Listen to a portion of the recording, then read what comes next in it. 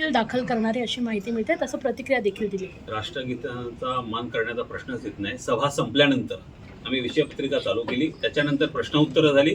प्रश्नोत्तरं संपल्यानंतर त्या ठिकाणी सभा संपल्यानंतर राष्ट्रगीत घेणं हे क्रमप्राप्त आहे.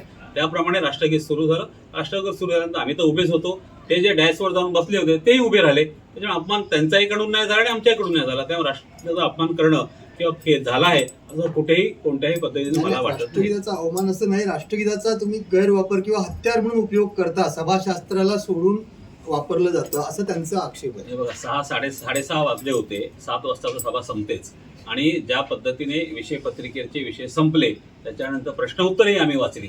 एक नव्हे तर सर्व प्रश्न वाचली गेली. त्याच्यानंतर विषय जेव्हा प्रश्नोत्तरं जेव्हा वाचली गेली त्या प्रश्नांना उत्तरं त्या नगरसेवकांनी घेतलेली आहेत, लेखी स्वरूपात आलेली आहेत आणि ते विषय संपले. त्याच्यानंतर राष्ट्रगीत झालं. आम्ही मध्येच जर राष्ट्रगीत घेतलं असतं की विषयपत्रिका चालू असताना तर गोष्ट वेगळी आहे की राष्ट्रगीताचा अपमान होतोय. कोणत्याही नियमानुसार राष्ट्रगीतांचा अपमान या ठिकाणी झालेला नाही. धन्यवाद.